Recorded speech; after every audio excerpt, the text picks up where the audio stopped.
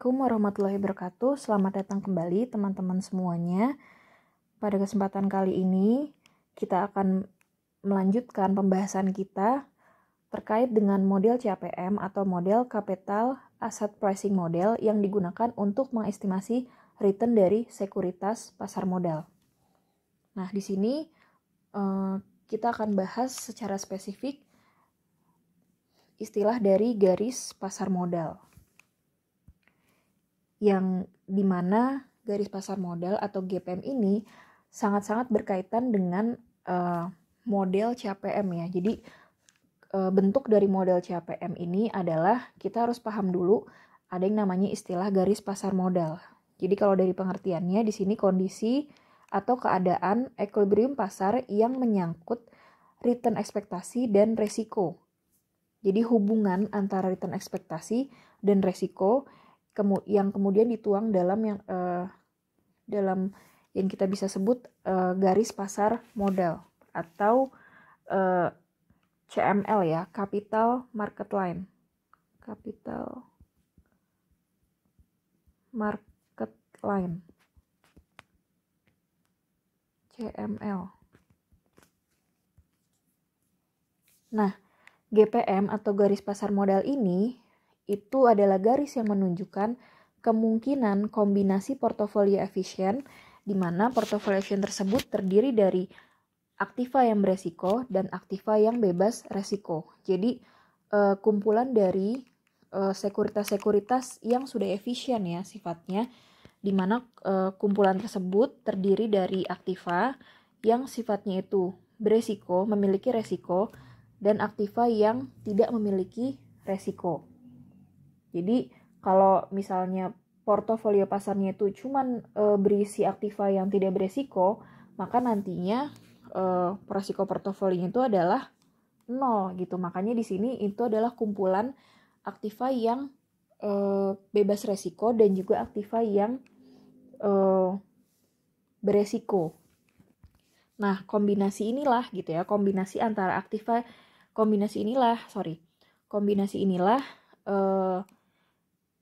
di mana kumpulan portofolio tersebut terdiri dari aktiva beresiko dan bebas resiko itu bisa membentuk resiko pasar atau lambangnya ini ya, resiko pasar, resiko market gitu. Dan pada akhirnya nanti bisa memunculkan return ekspektasi untuk pasar atau IRM. Nah, return ekspektasi untuk portofolio dengan aktiva yang sifatnya itu beresiko, atau di sini kita bisa tulis di sini IRM, return ekspektasi market, itu lebih besar dibandingkan dengan return ekspektasi portofolio dengan aktiva yang bebas resiko atau tidak beresiko, RBR. Makanya posisinya di sini kan ERM itu lebih tinggi ya daripada RBR, karena kan garis ini semakin ke atas itu return ekspektasinya semakin besar. Makanya di sini posisi ERM itu lebih tinggi daripada RBR karena portofolio atau return ekspektasi portofolio dengan aktiva yang sifatnya itu beresiko pasti returnnya akan lebih tinggi jika dibandingkan dengan return ekspektasi yang sifatnya itu pada sekuritas yang sifatnya itu bebas resiko. Nah, hubungan ini pada akhirnya memunculkan selisih antara IRM dengan RBR. Nah, selisih antara IRM dengan RBR gitu ya, IRM dikurang RBR itu adalah premium dari portofolio pasar karena menanggung resiko yang lebih besar sebesar resiko market. Nah, di sini di sini udah ada ya tulisannya. Nah, nanti posisinya ada di sini nih. Kita tarik garis di sini. Ini adalah resiko market karena hasil ini adalah selisih dari return ekspektasi portofolio pasar ERM dikurang dengan return bebas resiko. Dan pada akhirnya memunculkan garis GPM. Ini garis GPM ya. Penempatan GPM-nya kurang ke sini. Ini maksudnya GPM. Ini maksudnya adalah garis GPM. Dan GPM ini adalah cerminan dari harga pasar dari resiko untuk portofolio yang sifatnya efisien. Jadi dengan adanya GPM ini kita bisa dengan adanya GPM ini merefleksikan portofolio yang efisien, kumpulan dari sekuritas-sekuritas yang efisien. Karena tadi kandungan dari GPM itu adalah portofolio-portofolio yang sifatnya ada yang beresiko dan juga ada yang bebas resiko gitu. Jadi kalau kita melihat dari rumusnya ini ya, kita lihat adanya selisih antara return RM dikurang dengan RBR. Nah, slope dari garis GPM atau kemiringan dari garis GPM ini ya maksudnya, kemiringan dari garis GPM ini itu mencerminkan harga pasar. Sehingga harga pasar ini bisa dirumuskan sebagai IRM dikurang RBR dibagi dengan resiko portofolio. Sebagai contoh, misalnya di sini diketahui RM atau return ekspektasi portofolio di pasar itu sebesar 20%. Dengan resiko market atau resiko pasar itu sebesar 50% dan return bebas resikonya sebesar 12%.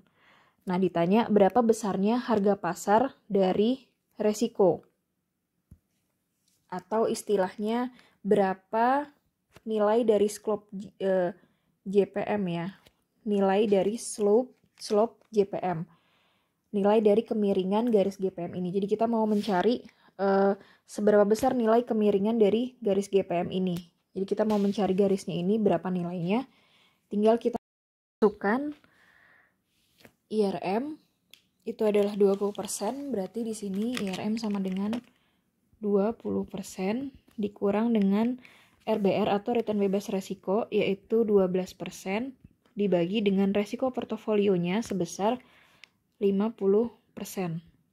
Maka hasilnya adalah sebesar 0,16.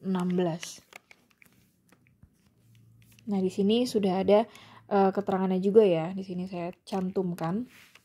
Jadi harga pasar dari resiko atau slope GPM itu adalah sebesar 0,16. Yang artinya di sini adalah setiap tambahan 1 unit resiko, maka return akan bertambah sebesar 0,16 unit. Atau setiap ada tambahan return sebesar 0,16, maka resikonya akan bertambah sebesar 1 unit. Nah, ini sebenarnya keterangannya tinggal dibolak-balik aja ya, karena kan tadi kita mau melihat hubungan resiko dengan return ekspektasi yang digambarkan dari slope GPM. Nah, kemudian tambahan return ekspektasi suatu portofolio adalah sebesar slope GPM dikali dengan resiko portofolionya.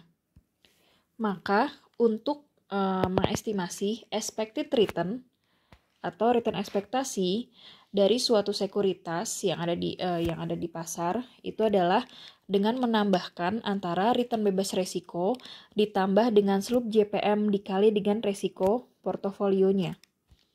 Nah, IRP di sini adalah return ekspektasi portofolio, slope JPM itu adalah harga dari 1 unit resiko yang tadi kita hitung ya. Kemudian resiko portofolio ini adalah besarnya resiko portofolio. Jadi setelah ketemu nilai dari slope JPM-nya, kita bisa menghitung return ekspektasi portofolio. Jadi slope JPM diketahui tadi sudah kita hitung sebesar 0,16. Kemudian RBR-nya diketahui tadi 12%. Ini kita tulis lagi. Dan resiko portofolionya adalah sebesar 10%.